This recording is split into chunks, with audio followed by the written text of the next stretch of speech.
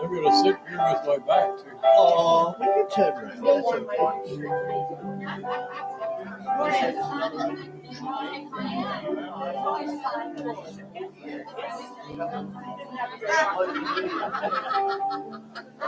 We had a good gathering at good.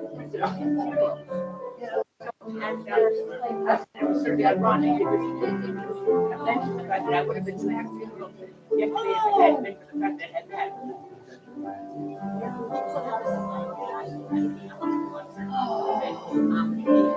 I don't know. Anyway,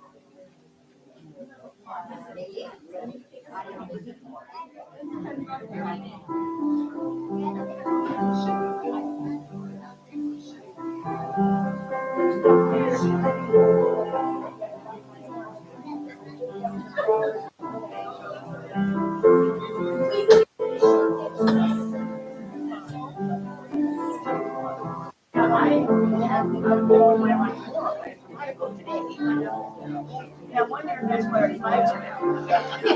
The flags are down. I'm thinking that might be for tomorrow when I have to look at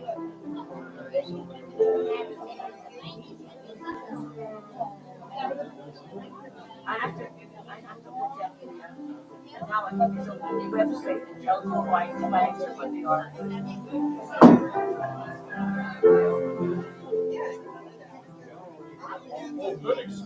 Yeah, it's a stat for those who want to be stat.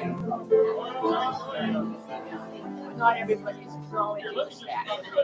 I'm going for a mammogram tomorrow. Yeah.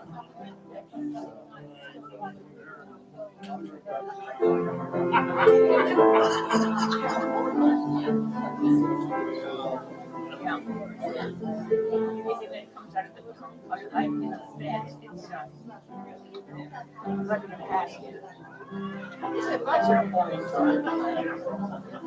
How are you, Janet? How was your trip to the city? You stayed in that fancy hotel. Like you were somebody important even. And of course, oh, you brought Dad some chocolate. You should eat that. He doesn't deserve chocolate. Did you bring us chocolate? Yeah.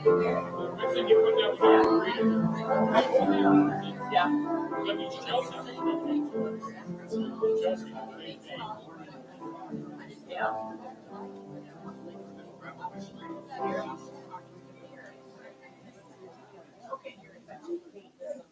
Right up front, Mr. Wilson, right up front. Thank you. Yeah, we're Not so fine. much for you, Lynn, as it is for him. I know. How's David?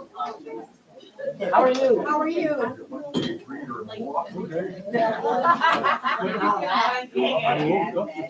Yeah. What? That's good. That's a plus. Yes, you did. So were you in the house alone when she was gone? Were you home alone when she was gone?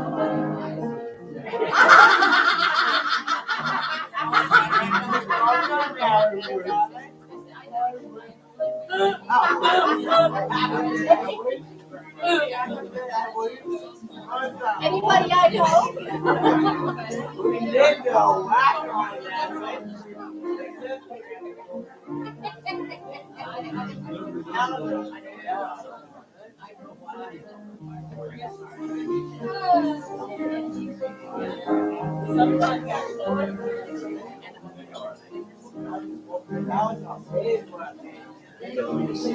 I think so.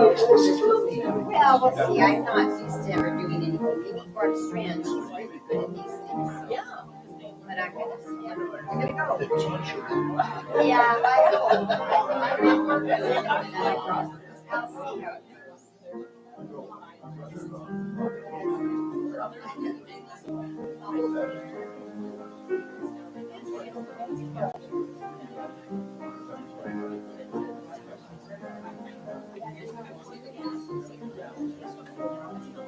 Joyce, at times, how long it takes to get to St. David's is new, so we're gonna have to get up early in the morning. It took me about an hour and 35 minutes. It's actually just about exactly 150 kilometers from my garage to the church. And that was on a Saturday, and the traffic wasn't bad.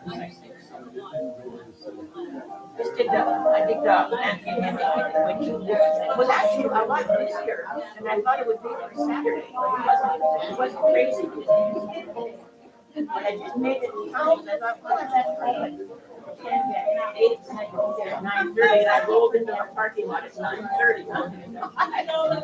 That was after the, I don't tend to drive over 100 if I don't have to, but I'm towards that last little bit. Oh, they had a gathering for the license plate worship leaders. It might become some. We had the theme of the gathering was so that get a chance to talk about that story.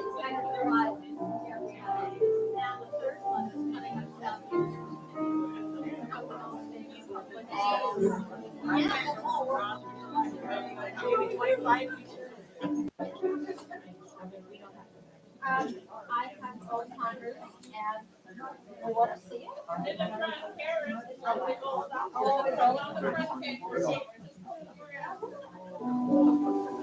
Yeah. No, but no, I'm getting one today. And I'm getting a new one today, and we're gonna die in 4 weeks. I'm 63. No, we've done it.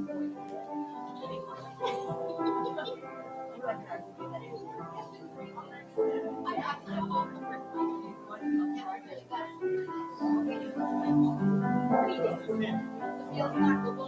Jeez, you with the chair.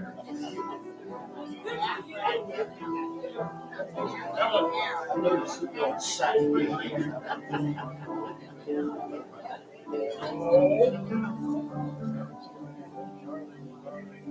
Yeah.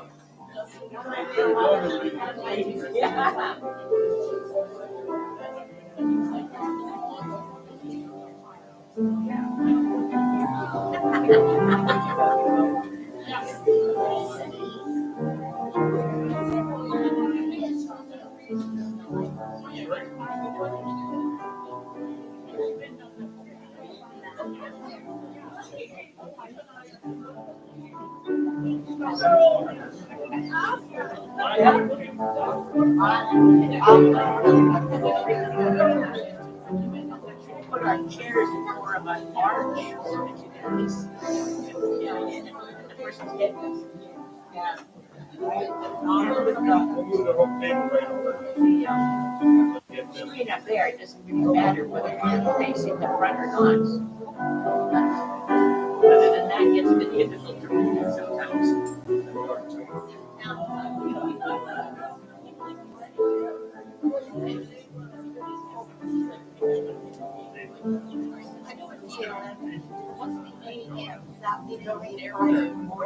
Actually, I think it's maybe associate minister. I think it only We're gonna keep moving right over the door. one of the longest But yeah, what does DLN AM mean? I think the AM is an associate minister or something. Oh, yeah, it's That would be an A though. yeah, And the master's degree is MA, not AM. Margaret, Not that. Jill Lee. Oh, really? This is the AM, what would the A stand for? Academic master. That's Roger. Funny, I'm flattered. It's probably Latin for,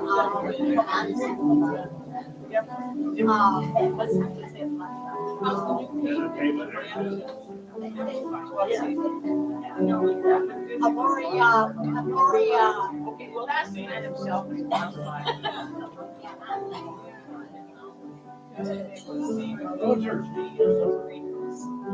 We're having an argument here. What does the AM stand for? associate minister. Ah, I told you.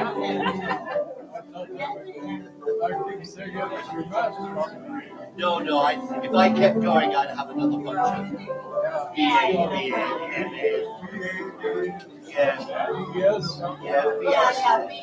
I did a BA, BN, MA, and then a bunch of stuff in the clothes.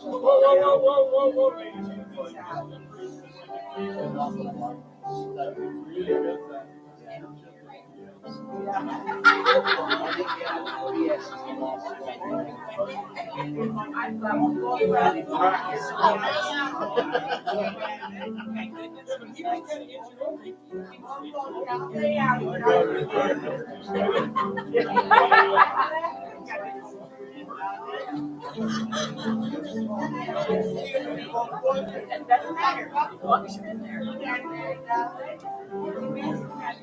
Well, good morning, everybody, and welcome. Today is a special day in all sorts of ways because you're going to have the story of Margaret's pilgrimage. We're going to celebrate Hope and I's 50th wedding anniversary, and there's cake and goodies to have afterwards. We're also asking you to drop very large sums of money for one potato. I think it's $100 a potato. But also, I want to welcome, it's nice, I've got my three granddaughters there. So Claire, stand up, please. There. And Anna and Gabriella. And they have been so helpful, and they're hired permanently. And Lisa, you have your grandchildren with you. And say it again. Jacqueline and Starlise. Excellent, good. And we're really grateful for the grandchildren to come. And Debbie, we've got, thank you, Ava. And so we're really glad to have Ava with us. And so we have just reduced the average age of the congregation by a factor of 10. Oh, and Kate, well, yeah, that's right. Forget that Caitlin's the baby of the group. Yeah. So welcome, everybody. And so before we begin, I'm just going to read and do the candlelights, not on these in the bulletin. I took this from Kim Roy. Reverend Kim Roy, who is at Edson, and Kim is Métis, and she's on the Committee for the General Council for Indigenous and Aboriginal part of the United Church. And today And tomorrow will be going and visiting various Métis settlements within the area. And this is the candle lighting that she has, because tomorrow, and you'll notice that Janice has her Every Child Counts t-shirt, okay? And because tomorrow is Aboriginal Day, Indigenous Aboriginal Day, Truth and Reconciliation. And it's interesting, I find over the years that more and more people are willing to say things like, you know, I really didn't know. I know a lot more now, and I'm really glad that we're doing this. I'm glad that we're making sure that we are putting the issues and concerns of our Aboriginal brothers and sisters to the fore. Because I have to say, you know, when I first came to Canada, I was totally ignorant of the needs. And as we progressed through school, it wasn't until the last 10 years of my teaching career that we really began to recognize and understand. And I can only speak for myself, I can't speak for my colleagues, but I'm ever grateful for that knowledge and understanding, and also the growth of literature around and the stories. And so it's very important. So let's begin with lighting of our candle. And it kind of goes well with our pilgrimage theme. Our friend and teacher, Jesus, walked many dusty paths around Lake Galilee. He journeyed with good friends and with those of no account. He cared for those who were left behind, the scared and the forgotten. And Jesus taught us about being good stewards of creation, to be kind to others and ourselves, and that there is a time to take a stand. And when he taught in crowds, people didn't always know who he was. He would share that he was the light.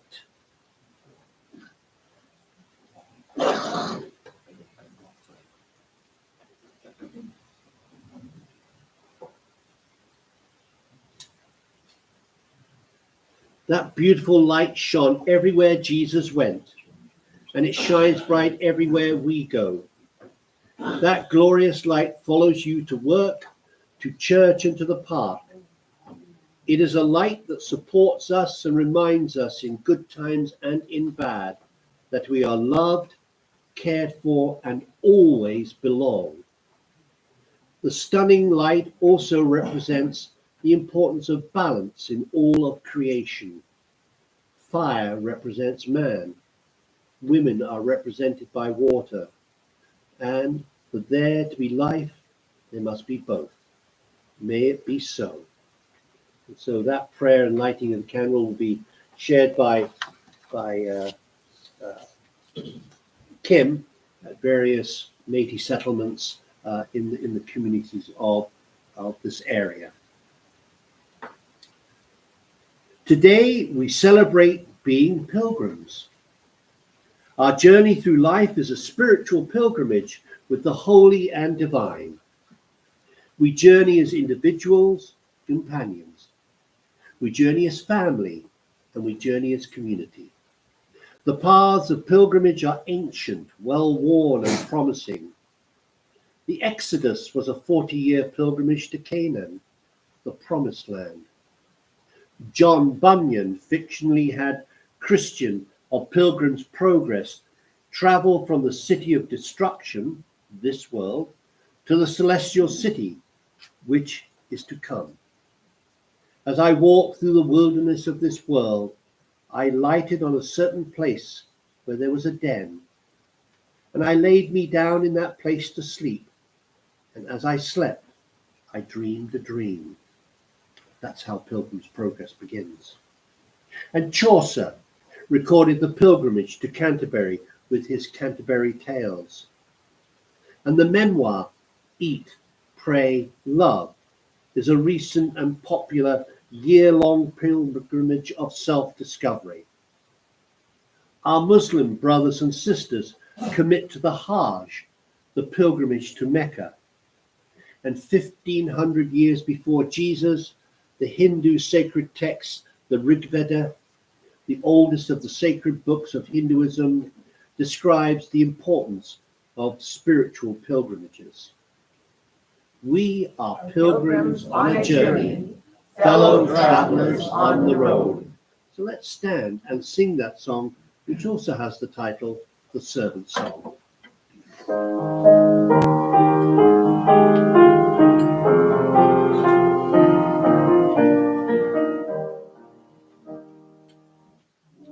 are pilgrims on a journey, fellow travelers on the road. We are here to help each other walk the mile and bear the load. Sister, let me be your servant, let me be as Christ to you.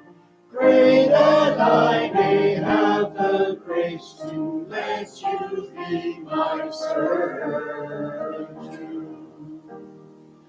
I will hold the Christ light for you in the night time of your fear.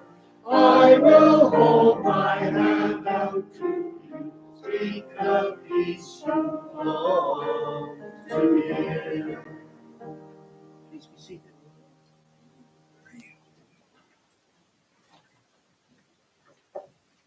Blessed are you, pilgrim, if you are not so much concerned about arriving, but arriving with the others. Blessed are you, pilgrim, if you understand the step back to help someone is worth 1,000 steps forward without looking at your side. Blessed are you, pilgrim, if words fail you to thank for all that surprises you at every twist in the road. Blessed are you, pilgrim, if you look for the truth and make of your pilgrimage a life, and of your life a pilgrimage in search of what is the way and the truth and the life.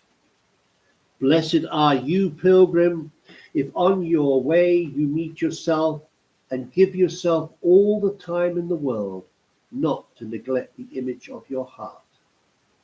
Blessed are you, pilgrim, if you discover that the pilgrimage is a lot about silence, and silence about prayer, and prayer about the encounter with the divine waiting for you. A pilgrimage, a physical journey between places of religious and spiritual significance, undertaken by anyone seeking spiritual growth. And today, people from all walks of life pilgrimage with hikes, ashrams, and retreats. We are pilgrims on a journey, fellow travelers on the road. Stay seated as we sing the next 3 verses.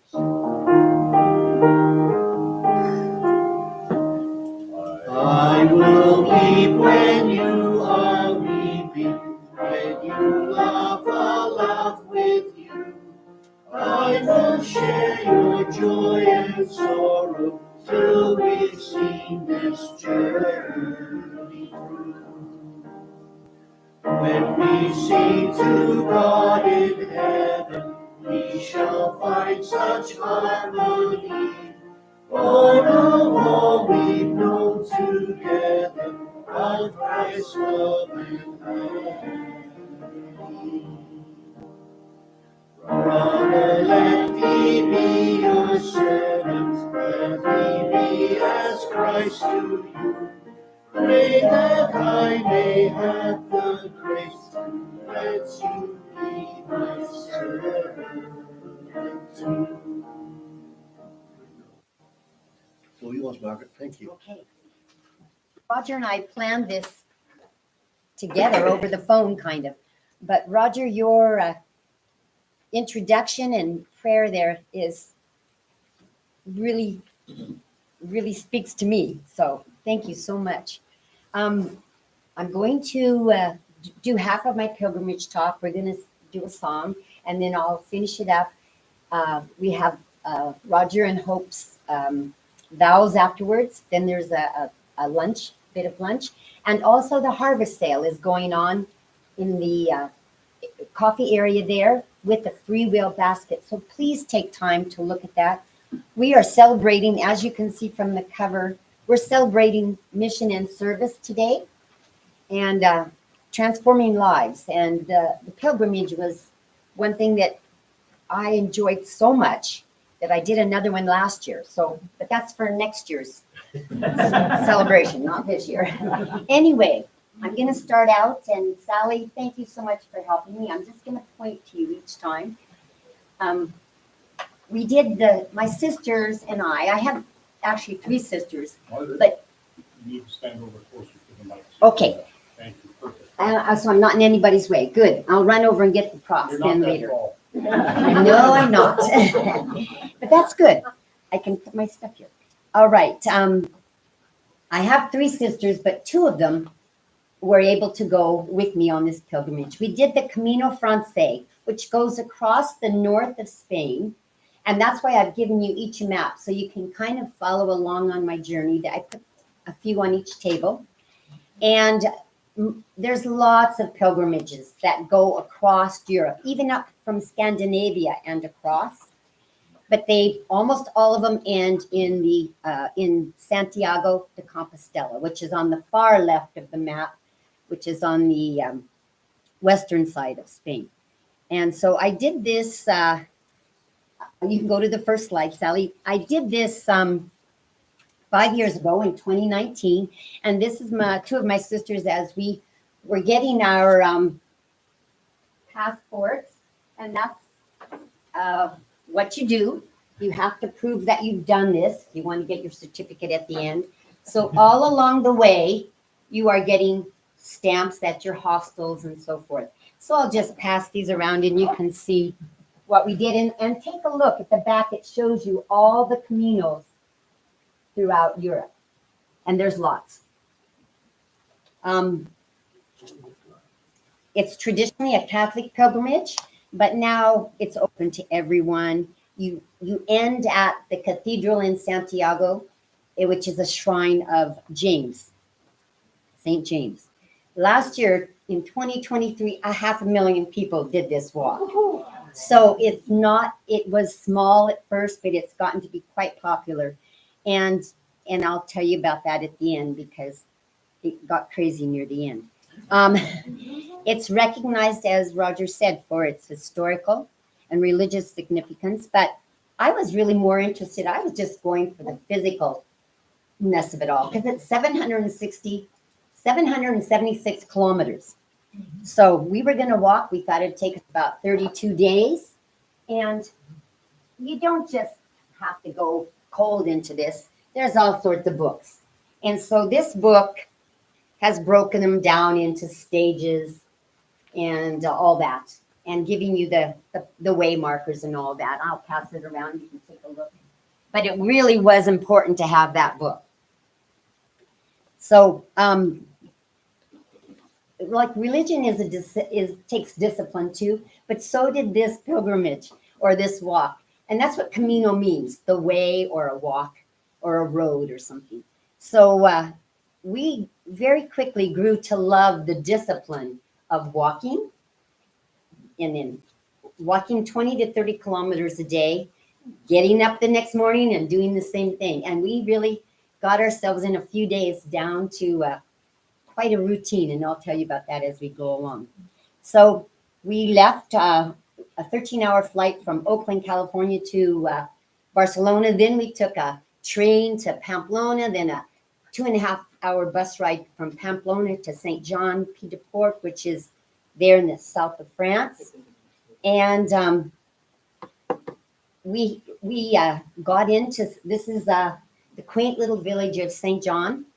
And we got our credentials, our passports, they're called, and we got our hostel and everything. And bam, right away, I was out of my comfort zone because we were in a room with 12 bunk beds. So 24 people, men and women, you're all sharing the same bathroom.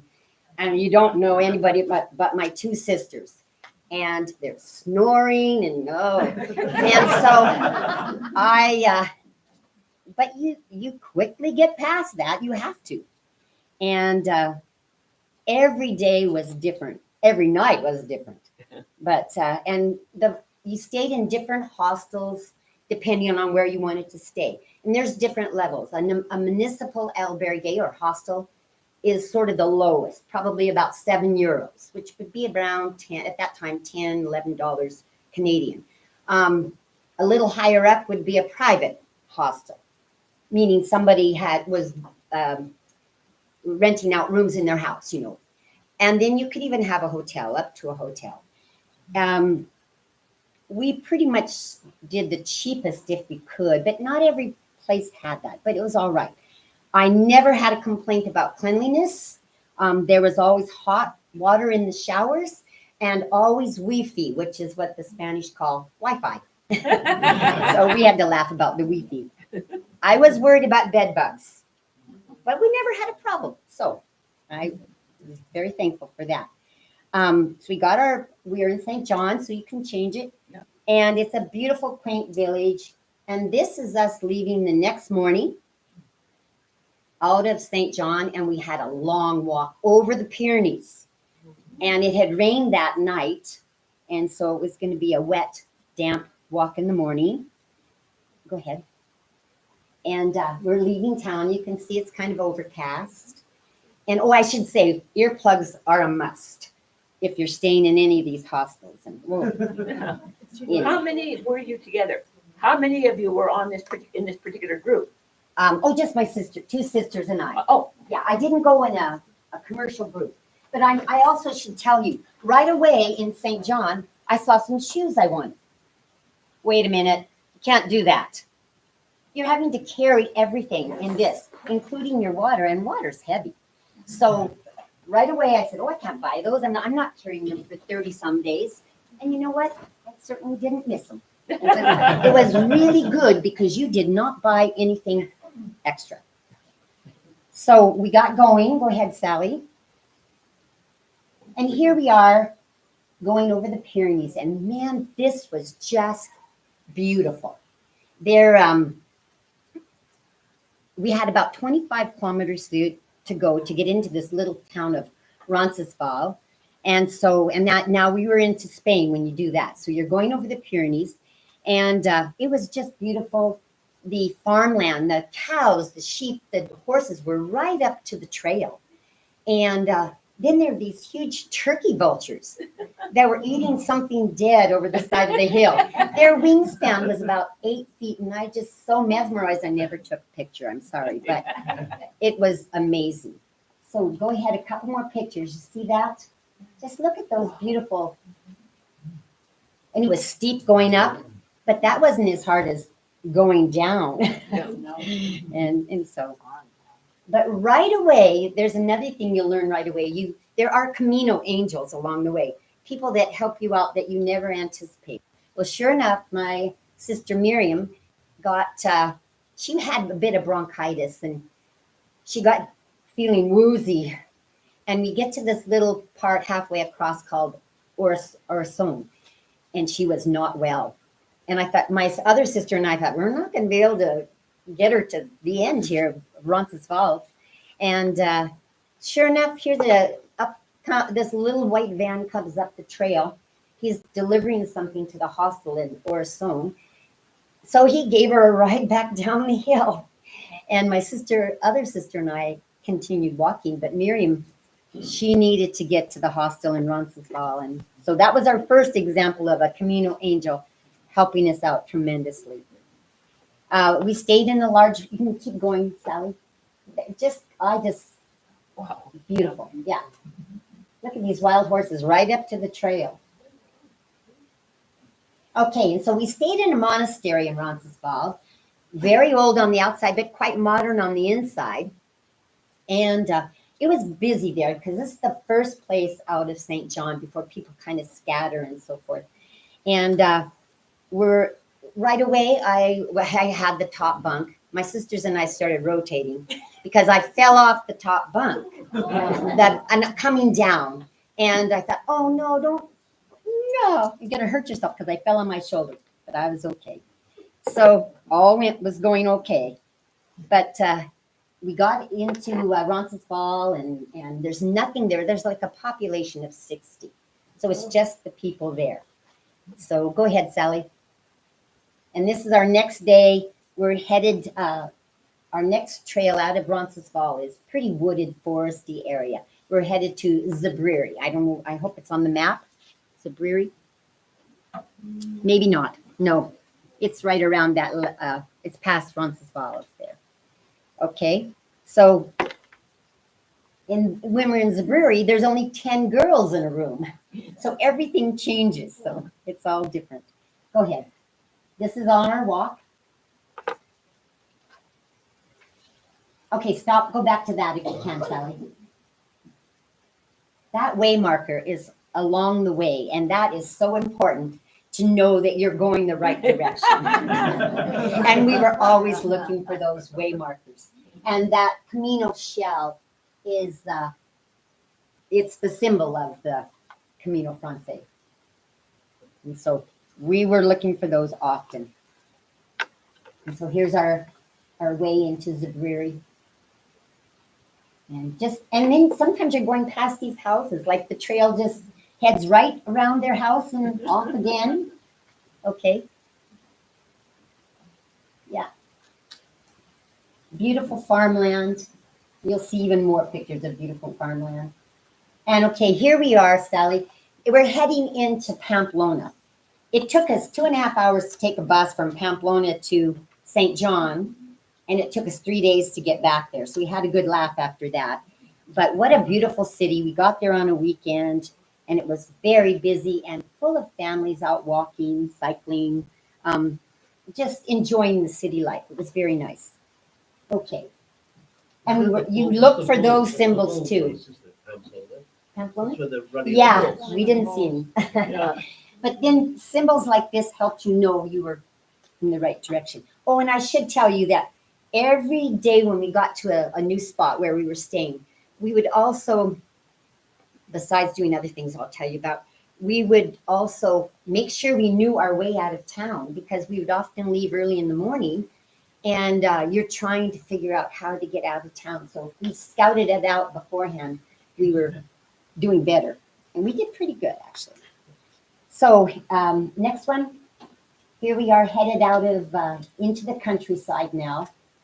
And we get to the top of this mountain, and it doesn't show it, I have them later, but there's wind turbines everywhere across the mountains in Spain. They have a ton of wind turbine areas, and rightly so. It's very windy. And so we've gotten into a really comfortable routine now. We're getting up in the morning. The night before, we would always, like I said, find our way out of town. But we'd also buy a piece of fruit and a granola bar and some water and stuff so that we could get up early and get going. And then a couple hours after we would be walking, we'd stop at a cafe, have a coffee. I always had, unfortunately, a pastry full of Nutella, which I had to wean myself off eventually, but because it was so good. And then we would go a few more hours and stop for a fresh squeezed orange juice. But then you could also use their bathroom if you went into a cafe and bought their fresh squeezed orange juice, because there's orange trees everywhere. Every cafe has a big machine. They just throw the oranges in and it comes out this beautiful fresh squeezed orange juice. So really good. And so we would find our accommodation wherever we had decided to stay about mid-afternoon. We'd shower, get ourselves organized, and then go out and explore. And every place had some of the most beautiful churches, even the little places. So you're going to see a lot of pictures of churches. So go ahead, Sally. Yeah, this is like the trail we were on, and just beautiful farmland. Go ahead. Yeah. And this area had field upon field of red poppies, which were just beautiful. So, lots of grain. And another way marker. I'll tell you, those were important to find too. You knew you were going the right direction then. Okay. Now we're coming into Fuente Lorena. I'm not sure if I have it on there, but we're going through we're going through some most beautiful villages, as you can see. I think this was Zaraki or something like that. It was just so beautiful. And go ahead. The farmland again. Like this is what we saw over and over again. And then I have a thing for doors. So you're going to see a few doors in here too. This was in a little village, Granon, like a population of about, I don't know, I think about 60 people. But it had the most beautiful door along the alleyway there. So, and here's some of our trails as we're heading out of town. Margaret, we've never seen a vehicle yet. Okay, stop right there. Well, you did see a car beside that house. Yeah, and they were all BMWs and Audis, all those European cars. Very nice, But actually. there's not much room for them, though. No, not at all. Narrow roads. Okay, anybody know what crop this is? Asparagus? It sure is. They grow white asparagus and they pickle it.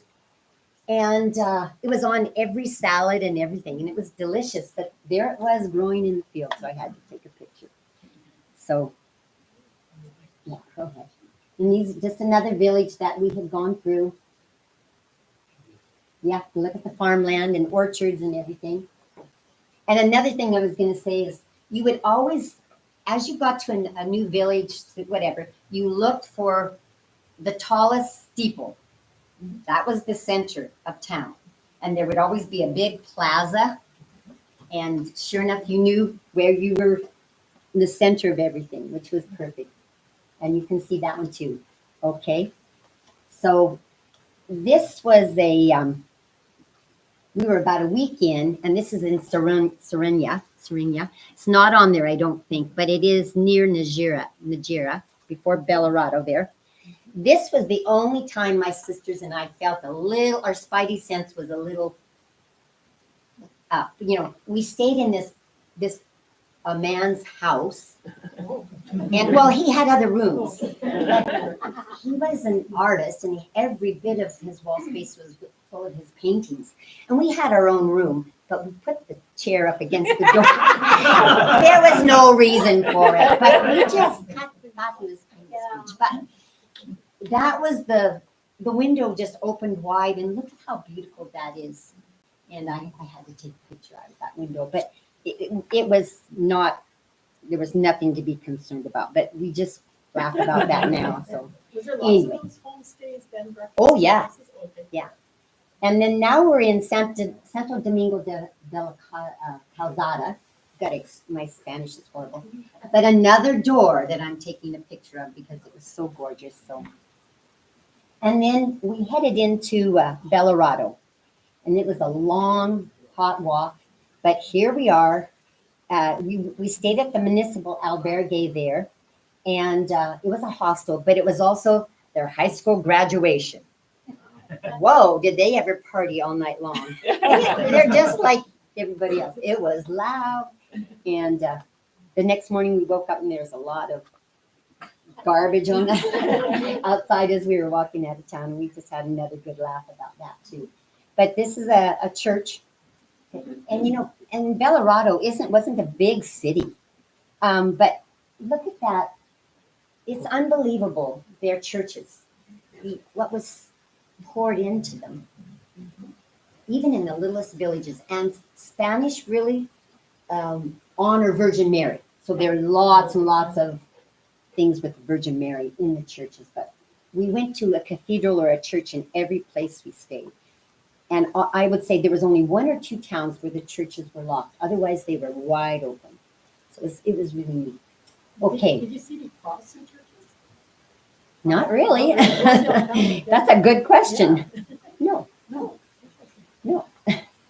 Especially not in the villages. Yeah. And so here we are, just more beautiful farmland leaving. Go ahead, Sally. And yeah, this was our hostel in Colorado. Beautiful backyards. I mean, afterwards you might sit out there, have a glass of wine or something, and wind down. Take care of our feet. Now, all along the way now, there's tons of stork nests. And so this place actually put up some. because you're going to see how they took over the churches and the steeples. So lots of stork nests. Okay. Yeah, just going into different villages. More and more farmland, which I really grew to appreciate the quietness, as you said in your earlier It looks so, opening so statement. hilly.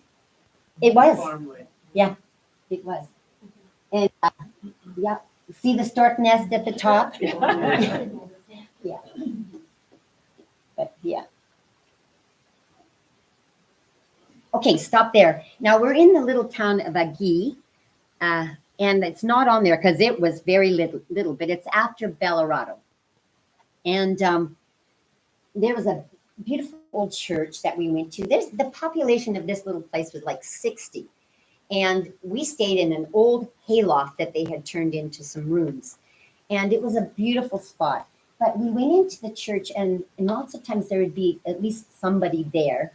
And this old lady told me to come over because she didn't know English. I didn't know Spanish, really.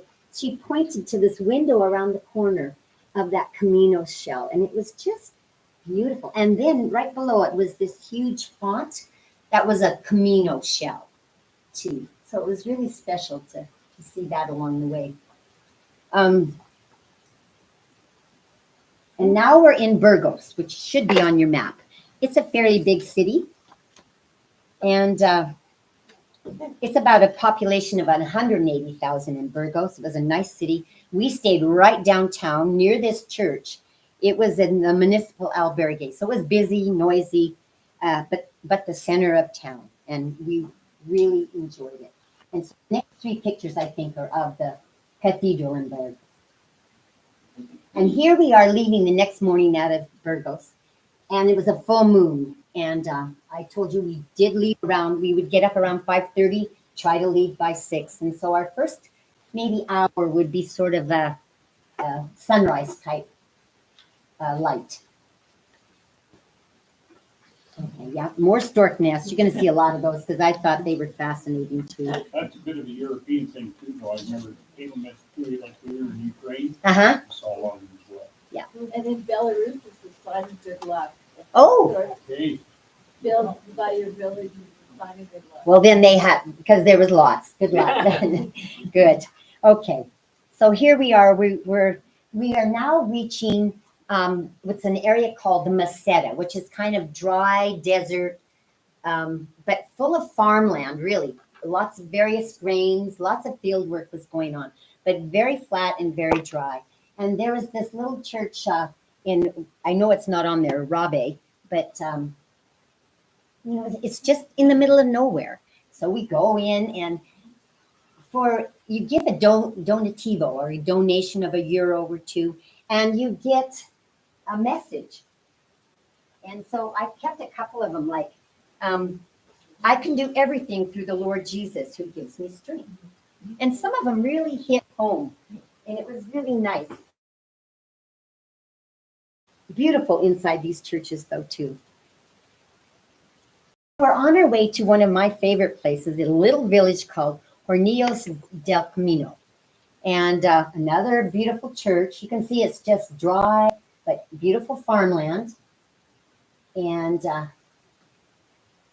in this little town, the population, I think there was, it's small, maybe, I didn't write it down what it was, 60 in Hornillos del Camino.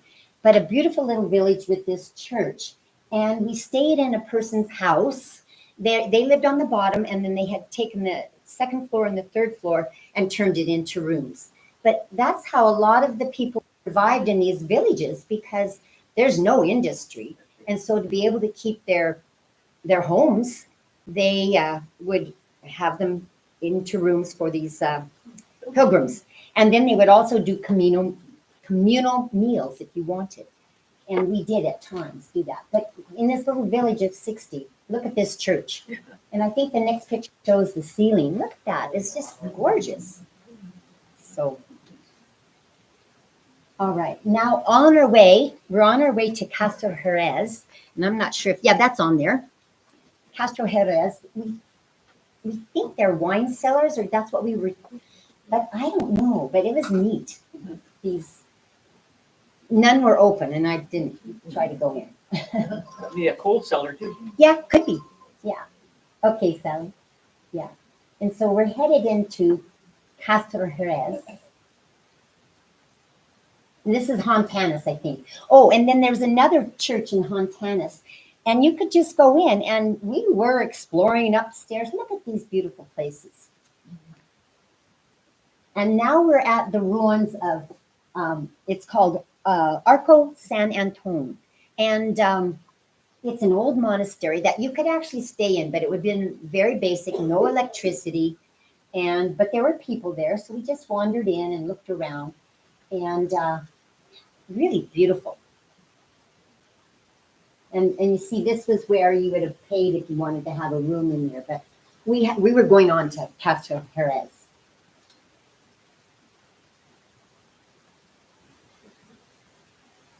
More ruins here. And here we go. Wow, this was a long, hot walk. And Castro Jerez is over there.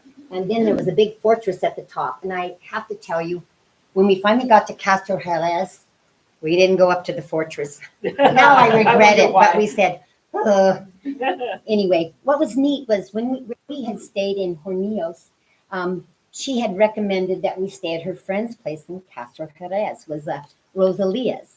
And so, go ahead, Sally. We did, after exploring the church there. Look at this. In Castro Jerez, population of about 500. We stayed at Rosalia's place, and we decided we would do the Camino meal. And what was neat about this, as Roger's introduction had said, you do meet people along the way, and then you might not see them for a few days. Then you suddenly see them again. And this was a guy named John from South Korea. And this girl, I can't remember her name, but she was from Bulgaria. And then the other people, I can't quite remember, my sisters and myself. But the communal meal was, she made this big, huge thing of paella, the rice, Yeah. paella. And we had that and chicken and red wine and homemade bread and a chocolate dessert. And yeah, all for a couple euro. And it was a wonderful experience, as you can see. And then you might not see them for a few days, and then you run into them again. It was really fun that way. Okay. We're now on our way to what's called Fromista. I think Fromista might be on there, but maybe not. Nope, but I don't see it. But we're past Castro Jerez, and go ahead, Sally. Fromista was, we walked along this beautiful canal, as you can see, to get to Fromista. And along the way, we went into a church, and I don't know if I have the picture there. Go ahead, Sally. Yeah, that's good, because we went into a church in this little place called it was called Carrion, something like that. And they had music piped in, and it was this song, in Spanish though. And I thought, I know that song. And I kind of was singing along. So that's why we're going to take a break and stand if you're able. Why are they in Pilgrim? Because it's nearing Thanksgiving. I think Sandy just put it in. Sandy put that in. Oh, just- I see. The only pictures of pilgrims you're gonna find. Yeah. Anyway, So let's stay seated and okay. sing Jesus, You've Come to the Lake Shore. It was very special to hear something familiar. Yeah. And I had. Actually, it was written in Spanish and translated into English. Oh, thanks, It's David. from South America. That's neat to know. Yeah, it's from South America. Okay. It was a beautiful It song was that. Catholic to start out with. Yeah, well, and very special to me, Most I'll things tell you. usually are. Okay, let's sing. Oh.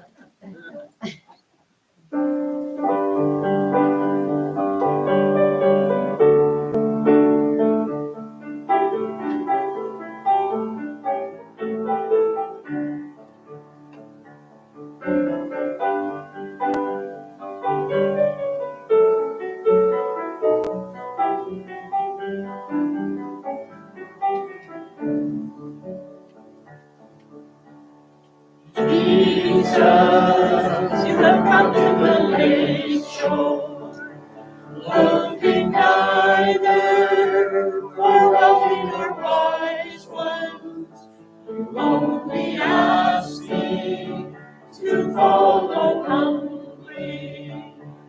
Oh Jesus, with your eyes you have searched me, and while smiling has spoken my name. Now my boat's left on the shoreline behind me. By your side, I will seek other sea.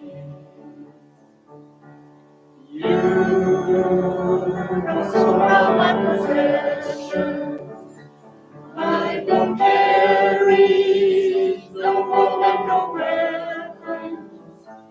You will find there my nets and favor.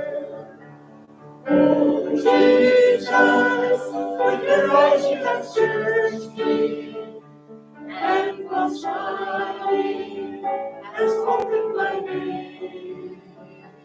Now my boat's left on the shoreline behind me. By your side, I will seek other seas. You be my hands full of caring, through my labors to give others rest, and constant love and peace I'm loving.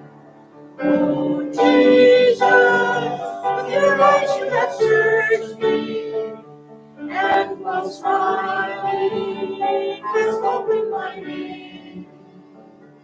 Now my boat's left on the shoreline beside me. By your side, I will seek other sea.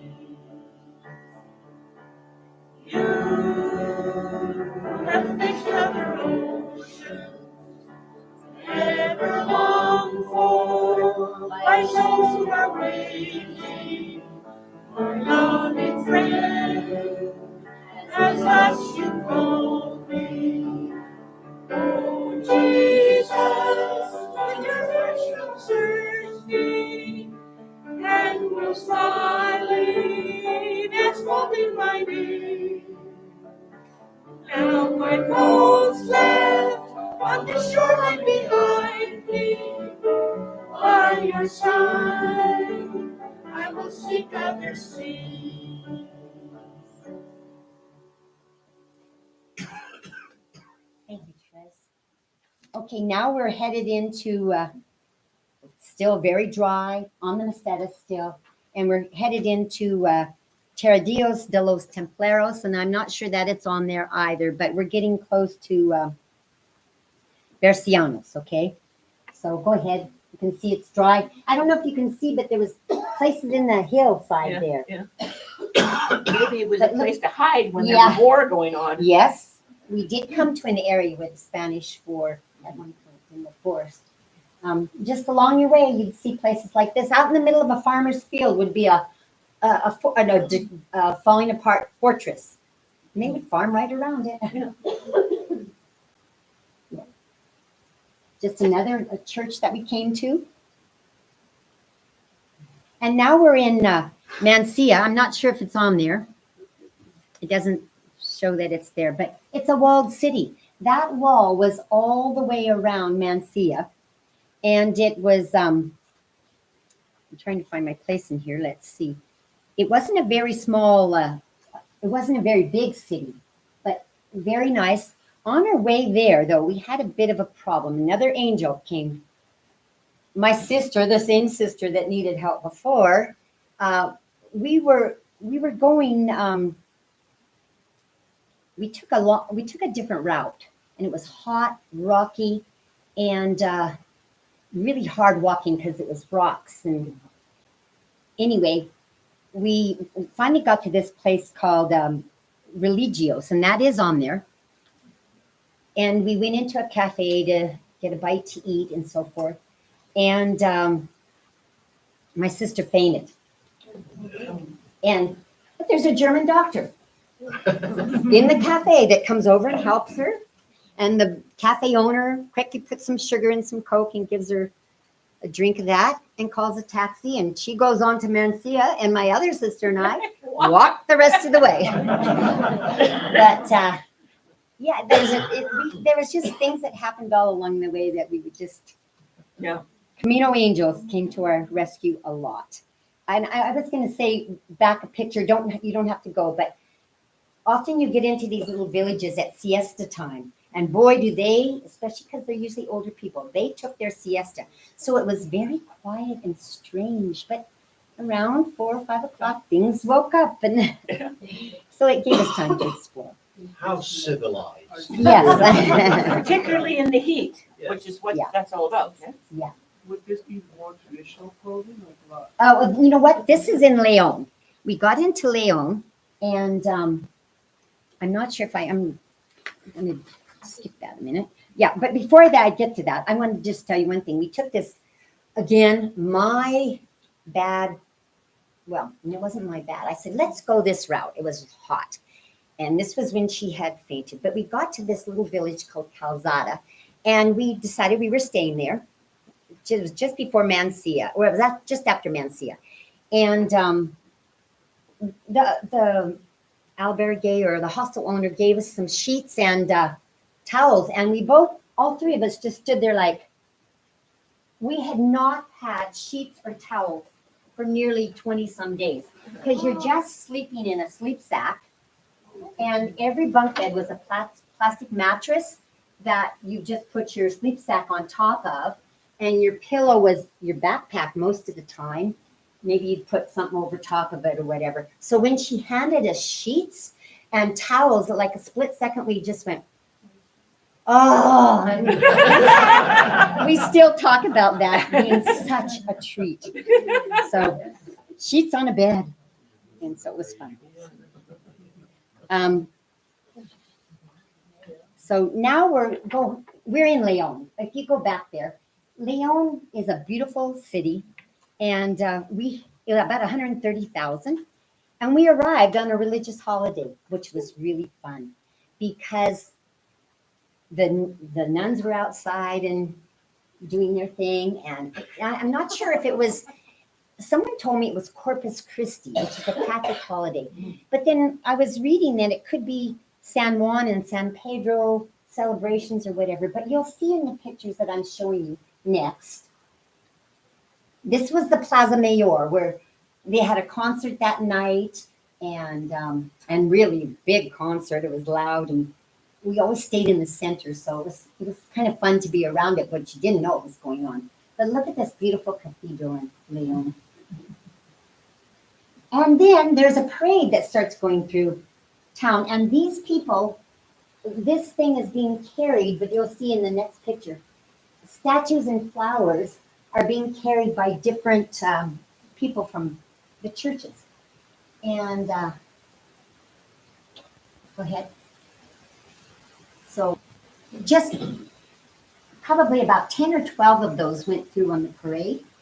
And it might have had something to do with communion too. So if you see the girls in their white dresses and then the boys in their blue suits, and we experienced this. Catechism, maybe. Yeah, or I think confirmation. Confirmation, Yes. yeah. Well, we experienced this with our Camino Portuguese too, and I'll tell you about that next year. But it was so neat to see these kids so dressed up, and they were all part of the parade as well. So, and then this is the cathedral in Leon.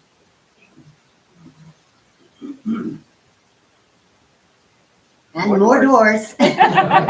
You know me. And so. Any idea how old these places Oh. would be? Yeah, one place it said something about 9th century. Some Yeah. of these things are and yeah, it is mind-boggling the work and the artistry. And that it lasted. Yeah, and that they kept those churches open, and there didn't seem to be things stolen, but I don't know. But I was just amazed at Did you see a that. lot of Morse architecture? Pardon? Did you see a lot of Morse architecture? Well, Moorish. Moorish. You know what? Afterwards, our husbands met us in Madrid, after we did this communal, and then we did 2 weeks of touring with our husbands. And we really noticed that in the south of Spain. And you would see in the south of Spain, you'd have a church that had a Christian steeple along with a Catholic whatever, and the Moorish arches. So it was really beautiful down there, say in Granada and Cordoba and places like that, but not so much where we were this time. Okay, so just more scenery as we're going along here. And out of the blue, you come to somebody very entrepreneurial had set up a stand in the middle where you were thirstiest and most hungry or whatever. And so with a few euros, you could buy something to drink or whatever. A donativo stand here. Okay. Now we're nearing Astorga, and I think Astorga will be on there. Yep. And it was raining a little bit that day, but another beautiful church. And we did a lot of sightseeing around Astorga. It was gorgeous. Yeah. What are the flowers? They were like petunias and stuff, but they had them in these tripod stands. Another door on the, yeah. Isn't that gorgeous? Yeah. We thought the one we have now is heavy. Yeah. And bells, they have bells. Oh, bells. Yeah.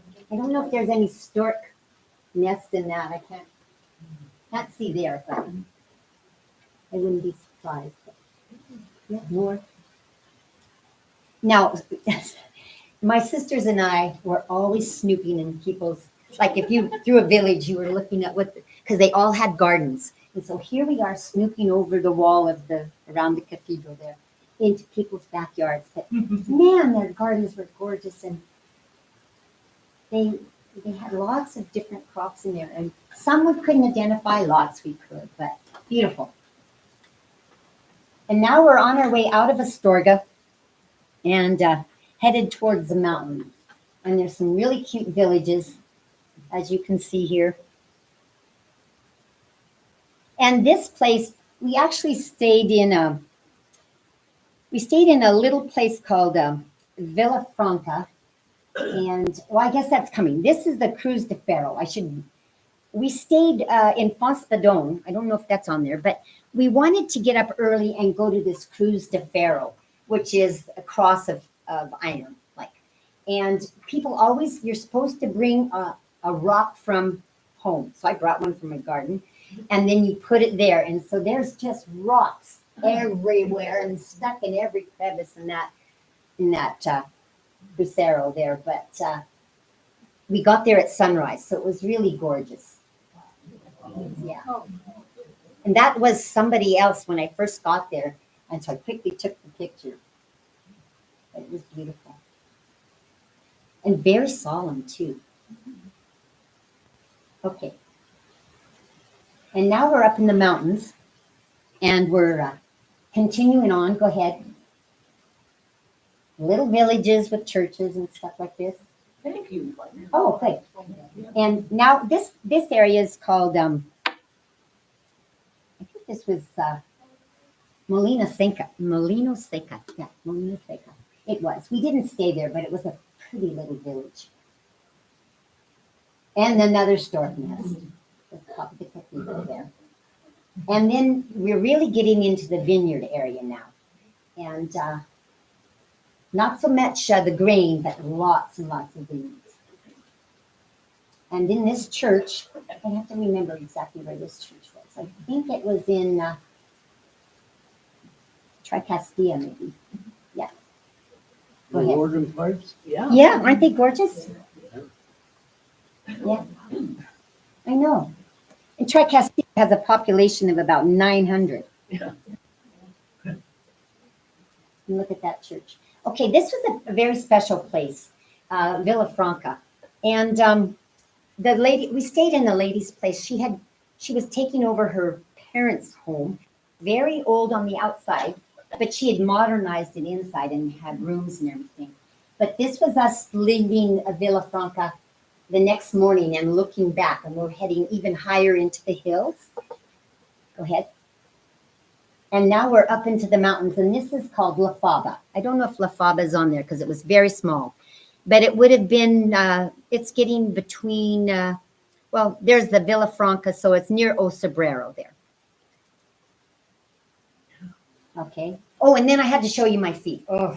By this time, about 3 weeks, I spent a fair amount of euros on competes, which are fabulous Band-Aids that you have. But you every day after you took your shower, you would have to work on your feet because the rubbing on the sides, and then go ahead to the next one. The blisters on the bottom.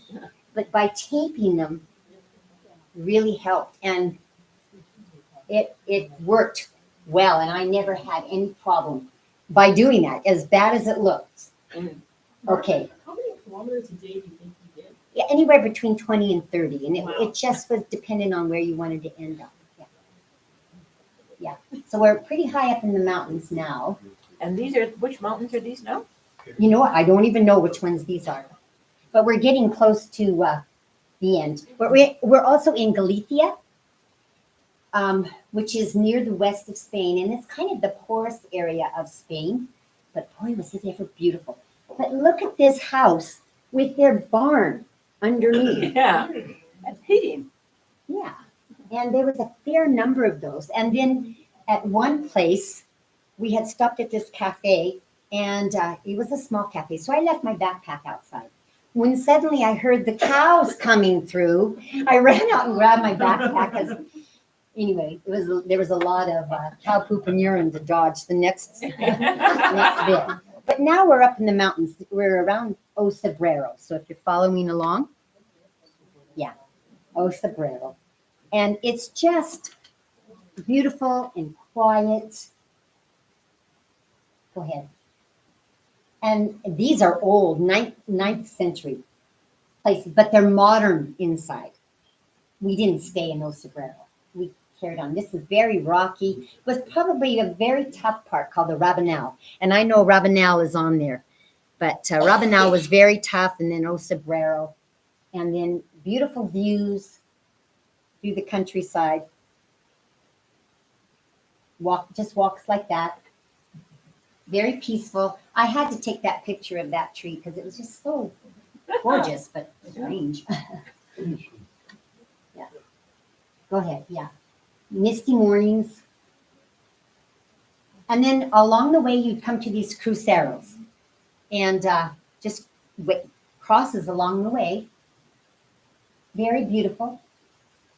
Been there forever. Now we're in the town of Sarria, which I think is on there. Yes. And then it started to get really busy because on the Camino, if you do the last 100 kilometers, you can get your certificate.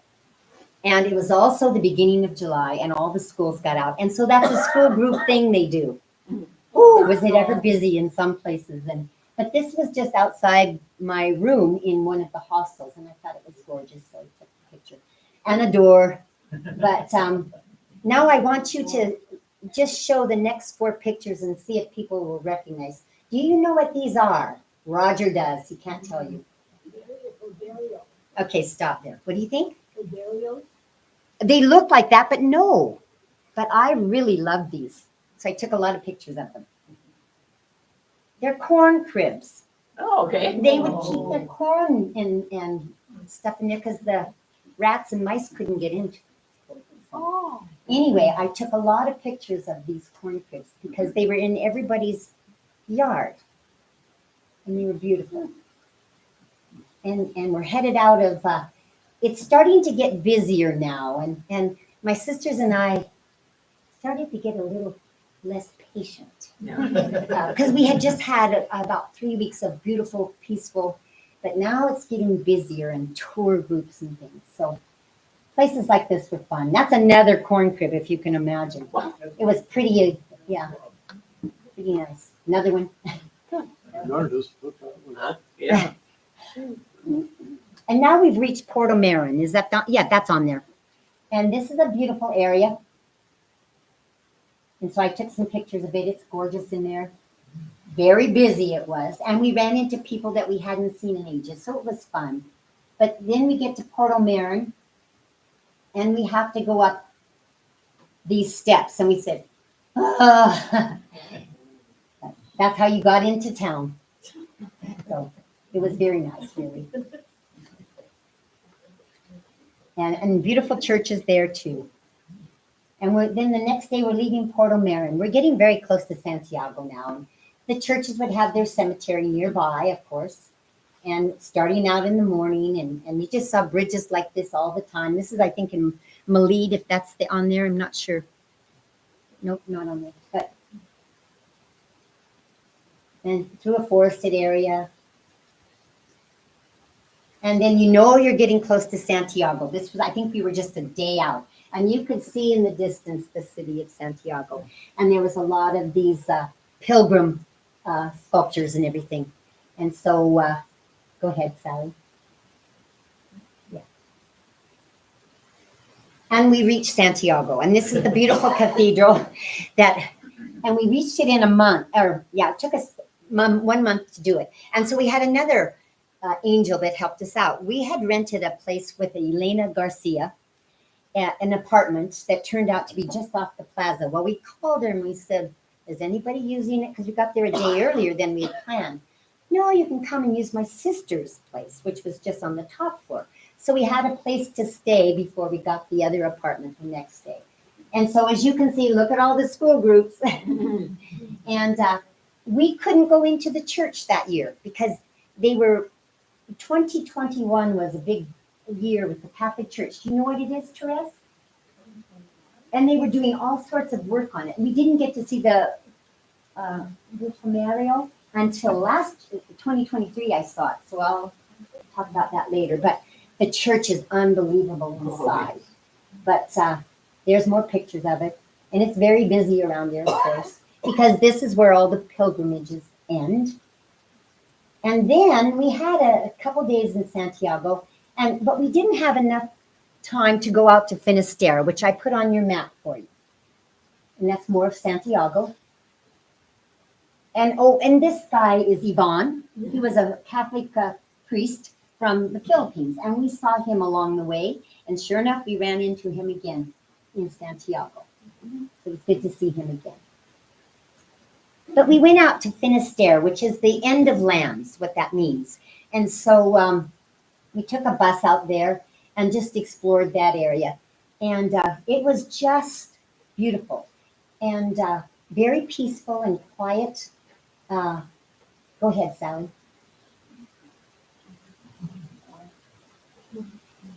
And we walked all the way up to the end of the land, supposedly. And you'll see there's a lighthouse and a boot there. But,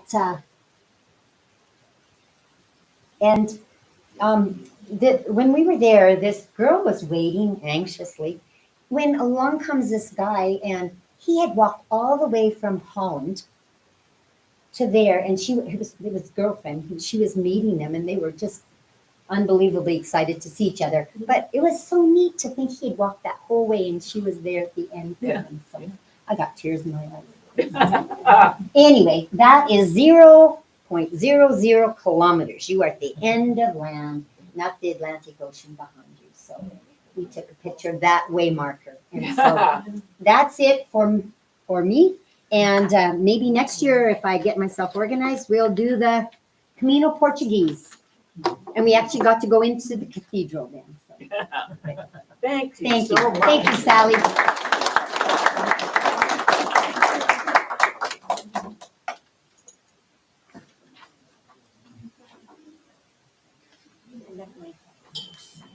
You got Jeff.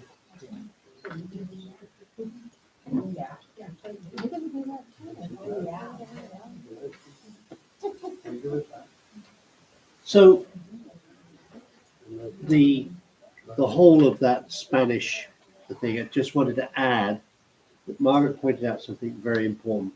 Spain is historically, obviously, fascinating. But Margaret also refers to the southern part of Spain And so from the 11th century to the 14th century, actually probably 1050 to 1470, the southern part of Spain was unique. Both Muslim and Jew and Christian lived together in absolute harmony. There was huge respect, and that southern part created so much of our European history and scriptures, etc. So whenever you go down into southern Spain, you'll see this mixture. Unfortunately, Isabella and Ferdinand decided they did not want to have it that way, and that's when you get the was it? Is that when the Spanish Inquisition started? You get the Spanish Inquisition. And where did all the Jews go? South Africa, North Africa. North Africa, and the Ottoman Empire took. So the Ottoman Empire at that time, which was Muslim, welcomed probably 2/3 of all the Jews from Spain. We have lessons to learn from history, don't we? Margaret, thank you so much. I think Spain is, I could live in Spain. Let's continue. And I'm happy in Barrhead. But we don't have any stained glass windows. No. So at this moment, I'm going to invite Hope up, because she's my good wife, my partner, the person I pilgrimaged with for 50 years.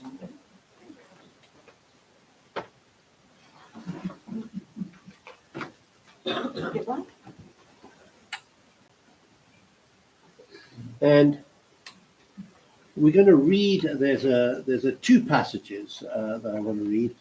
This first one was obviously the passage which was at our wedding. Most people have 1 Corinthians at their weddings. Love is patient, love is kind. It does not envy, it does not boast, it is not proud. It does not dishonor others. It is not self-seeking. It is not easily angered, and it keeps no record of wrongs. Love does not delight in evil, but rejoices with the truth. It always protects, always trusts, always hopes, always perseveres. Love never fails. And the second passage is from Ecclesiastes. It's one which I use a lot at weddings. 2 people are better than 1, because they can reap more benefit from their labor. For if they fall, one will help his companion up. And furthermore, if 2 lie down together, they can keep each other warm. And you'll notice there's ... I didn't continue the ... So, my love, are you ready? Do you have a... can you read it? Yeah, you go ahead. So I'll do you first, okay? Yeah, you're first. So, I take you and take you again, Hope, to be my wife. I promise to be true to you in the good times and in bad. In sickness and in health, I will love you and honor you all the days of my life.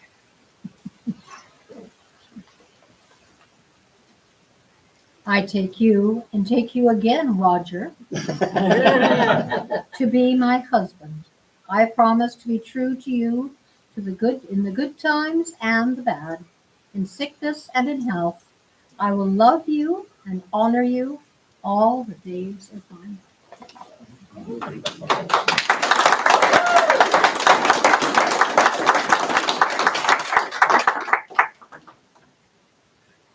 You get to take all the glasses now? Yeah. Yeah, it only took me a gold necklace, that last one. So thank you, everybody, for attending today and helping, and especially for Margaret. It kind of makes a change to have a special service with different things, change things up a little bit. And please stay, and we're going to cut the cake, and there's lots of food. And remember to drop, $50 notes, even if it's for a little jar of my crab apple sauce. I think it's worth at least $100.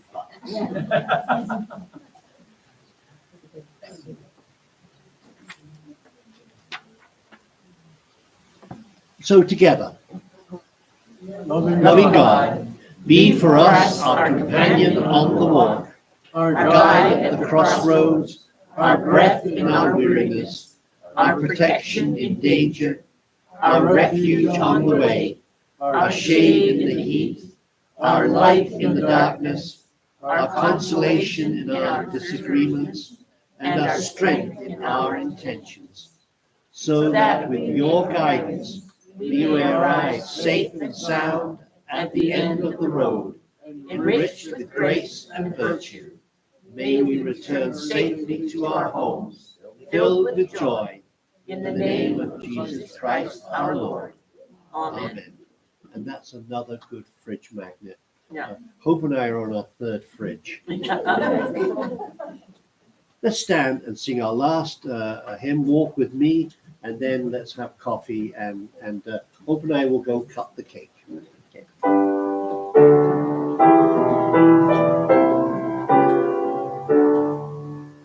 Walk with me, I will walk with you, and build the land that God has left, where love shines through. And when you share your faith with me, and work for life made new, the witness of your faithfulness calls me to walk with you. Walk with me, I will walk with you, and build the land that God has left, where love shines through. And happy birthday to Jeannie next Saturday.